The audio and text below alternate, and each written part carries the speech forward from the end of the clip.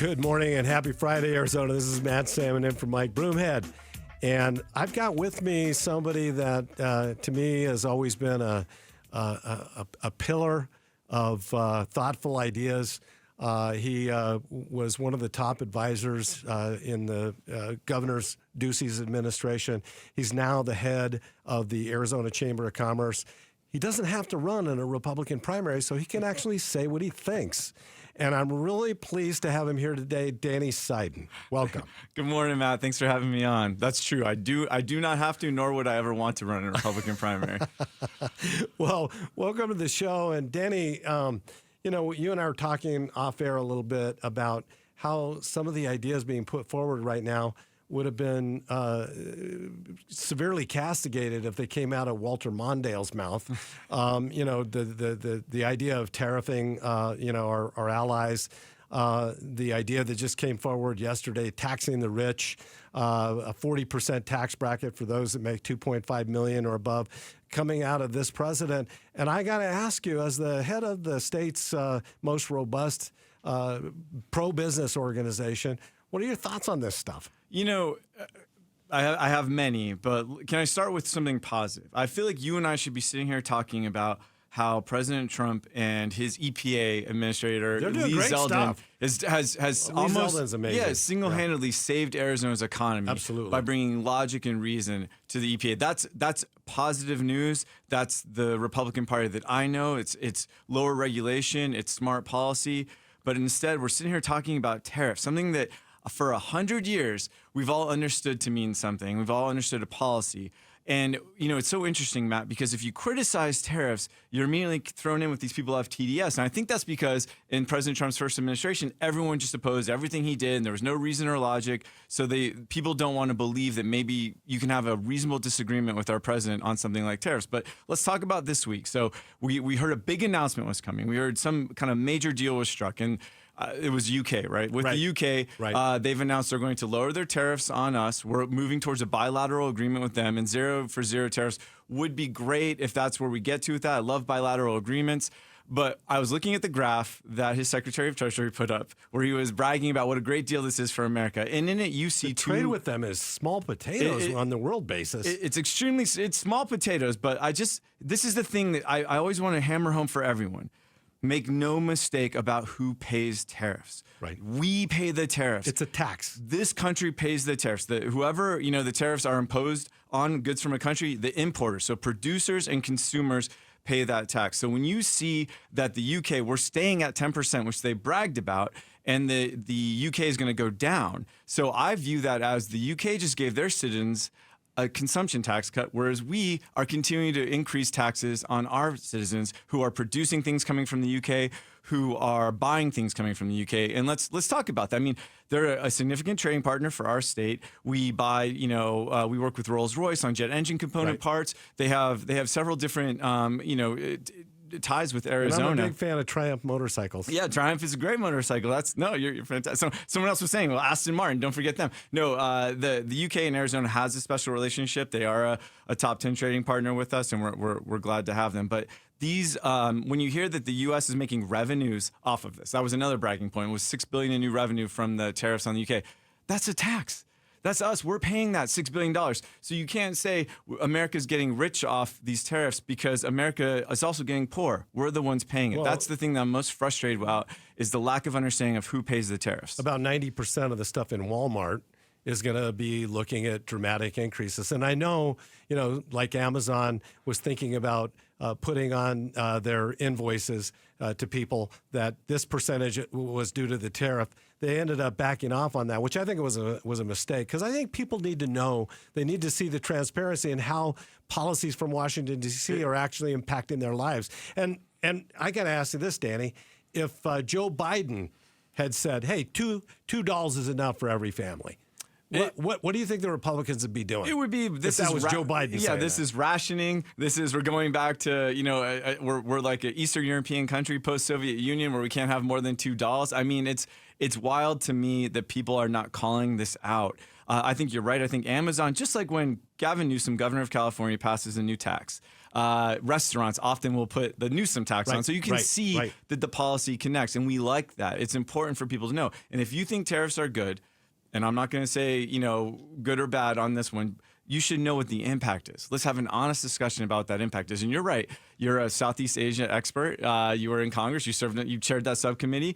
I know that you know this very well, but I tell people all the time. China's moving into places where we're actually now being ostracized. In fact, I just read over the last couple of weeks that China, South Korea, and Japan are entering into a major trade deal for themselves. Now, those are two of our allies. It's very concerning. You're absolutely right. If China was the main goal, and there's some sense around that, there's a lot of IP issues. Right. If China was the main goal, we should have started, I believe, with strengthening our relationships with Japan, with South Korea. How we're treating our allies right now is very concerning, and you can see it reflected at a macro level in the bond market. People are not investing as much in America right now. There's an actual sell America movement going on around the world, and it used to be America was the only place that made sense to invest, and we have to get back to that. We have to. Well, the other point, and I know this isn't necessarily your problem, it is for me, is that this is Congress's responsibility to set trade policy. Ultimately, whether or not we have a tariff on a country, unless there's an emergency situation, a dire emergency situation, the president can do it for a time, but then Congress has to come in and ratify that, and they're not doing it by the book. And that's because Congress has the taxing authority, so in the Constitution. So no, you're correct about that, Matt. I think that's why you're seeing these lawsuits coming out of AGs all around the country right now, saying the president doesn't have the authority outside of the emergency clause. And so we'll see how that plays out in the courts. But what I am shocked by is we have a Congress right now that is so willing to cede their constitutional authority to the executive, creating a stronger executive. It's very interesting. You wouldn't do this for a president, but you wouldn't do this for a President Romney, a President Reagan, anyone else. Congress has always you're a former congressman, you know this. They maintain what their responsibilities are, and they fight for that. They protect it. So we're out of time, but can you stay for one more segment? Oh, sure, absolutely. Because there's so much more to talk about, and you've been doing a phenomenal job. I mean, I know that TSMC, who everybody talks about, most important company going to be country, investing over $100 billion by the time this is through. And we've got to talk about what that means for Arizona, but what we need to do to develop that worker pipeline. Oh, absolutely. Yeah, happy to stay on that. Danny, the Trump administration is proposing a tax the rich, which in my wildest dreams, I never believed that was going to be coming out of a Republican mouth, because that's been the mantra for the Democrats for the last 20 years, this class warfare stuff. And now Trump is saying, let's tax people that make over $2.5 million at 40%. What do you think about that? I'm trying to understand the strategy. What is their overall strategy that they're working on here? If it's pure populism, Matt, which is kind of what it feels like, that it's always popular to say tax the rich, they could pay more. Doesn't matter if they're the job creators. Doesn't matter if they're the ones who pay everyone in there. They create things in the economy. Let's go ahead and tax them to the point where it doesn't work anymore. But where is this in his overall strategy for the economy? If he's going to make the TCJA, right, the Tax Cut Jobs Act, permanent, which lowered the corporate tax rate, which was a big thing. It led to foreign direct investment. But is he going to do that by making the same people who come in here and create these jobs, pay for it with a tax increase on the highest earners, the highest performers? I don't know. It's like you said, it's something you expect from the Harris administration, this type of tax plan. Republicans have traditionally favored fair taxes, flat taxes. Where everyone participates in the system. Everyone works together. That's what we did in Arizona. We have a 2.5% flat tax, lowest in the country, and it's working. Everyone is invested. Everyone is paying the same thing. That would be good to see. But instead, we're getting kind of a progressive tax model out of the president. And I hope to understand where he goes from this. I think this will maybe be a bridge too far for most in Congress, because they don't, I would say Republican Congress. They've been fighting against it for so long, and you can play video clips of them arguing a year ago or 2 years ago vehemently against this kind of stuff and basically calling it socialism. Yeah, but Matt, you could play video clips of them arguing against tariffs too. So I know. You got to give President Trump credit for he he has inspired this unfailing trust in people where they're like, all right, we're going to trust where he's going with this. And I'm saying, before I trust, I'm going to do the verification. What is the overall plan? What is the overall strategy? Because I can tell you, Matt, I was just meeting with the head of a major bank, a top 4 bank, who was explaining to me that the tariffs and these economic policies are causing pauses across major equipment financing. What does that really mean? That means people who are in manufacturing, who want to build things, who want to, buy that equipment, if they're not financing from these banks and they're saying we're going to wait this out a little bit because we don't know what it's going to cost, that's causing delays in the economy now. Well, and I think that depending on how the stock and the bond market continue to respond to this on-again, off-again tariff approach that's been going on, the 401ks could end up suffering some great damage. Some of them are down, as much as 20%. They are. It's clear. It's a very reactive market to what people believe President Trump is going to do or not do with tariffs, and that's dangerous because it's so unpredictable, and it's making some people pull out. It's making other people kind of like treat it like gambling. That based on what he says on social media will yield certain things. It's exciting and it's tough to predict. But what concerns me are those treasury yields that we're seeing. Those are going up, and people are like, "Well, isn't that a good thing because they're in the green?" No, that means that they believe they can afford to pay out higher yields because the market is less trustworthy now. So you're going to find your way into treasury bonds, and they're trying to induce that kind of investment now. So that stuff is concerning. All major economists would say these point to signs of increased inflation down the road, a likelihood of recession, all of that.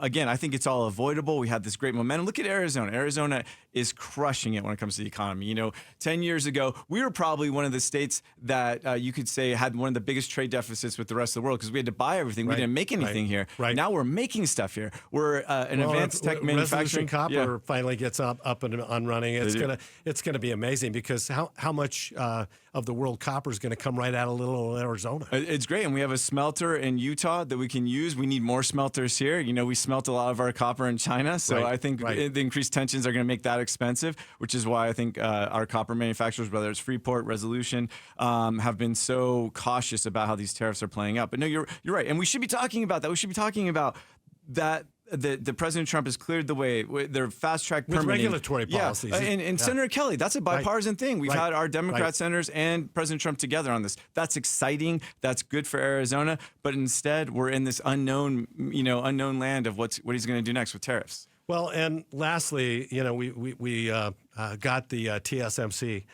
to relocate here in Arizona. And after the smoke all clears, they will have invested over $100 billion. $100 billion. I mean, it's the biggest thing by far. $165 billion is the total. $165 billion after the smoke all clears.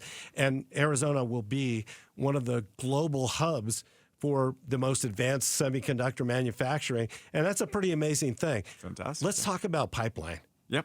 What do you think? What do we need to be doing in our educational system? No, it's a great question. So let's start at the top. We would not have gotten TSMC in Arizona but for, and I love all of our public universities, but for ASU for sure. and Dr. Crow doing the New Economy Initiative. Yes. They were brilliant. They put time and money in, and they got the legislature to invest in the engineering school and creating the largest engineering class in the world right now coming out of ASU. Right. That talent pool has led to TSMC. Now, that's the top-level engineer talent. What TSMC has been doing since then is making partnerships, reaching out to the community colleges. Internships with even high schools. Even high schools, yeah. Rose put out that this week that they're reaching out to high schools. So we are doing a good job on that pipeline, Matt, but we need our educational institutions to be innovative and to think of creative partnerships, and whether that is a public high school, whether that's a high-performing charter school like Basis out there, whether that's, ASU. How about CTE? New things. CTEs, JTEDs. No, exactly right. We're debating the Prop 123 extension right now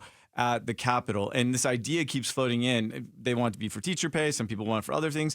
There's a movement out there that said we need to really take stock of what we're doing with JTEDs and CTE and put money into them, and maybe Prop 123 can do that as well. So I think we're cognizant of the tools that we have. We've set some really good models with, the accelerators. We're using community colleges to create clean rooms to train people so they can get their certificate workers out. So we'll meet the workforce needs for TSMC, but it's always challenging. We ever want to hire Americans. We want to hire veterans. With what's happening with immigration, we better have our talent pool lined up. Well, Danny, and interesting you brought up Prop 123. You were one of the architects of that with the Ducey administration. And you know what? It's been a real godsend for our educational system, and hopefully they'll get the job done and keep it going. You're being humble. We needed congressional approval back then, and that was led by you, and Senator Sinema took that on for us at the state. So we got a good job. And all it does is allows our land trust to pay more to our public education system. It's been worth over $4 billion in 10 years. Well, next segment, I'm going to be talking about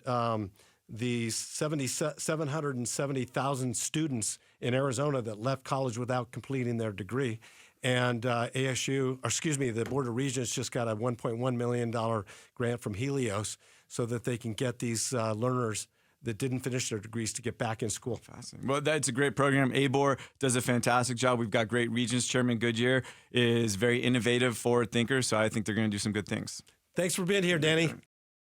Thanks for watching The Mike Broomhead Show. Tap to watch and listen to the new season of Amazing Arizonans, a KTAR News podcast. You can also click the button in the middle to subscribe.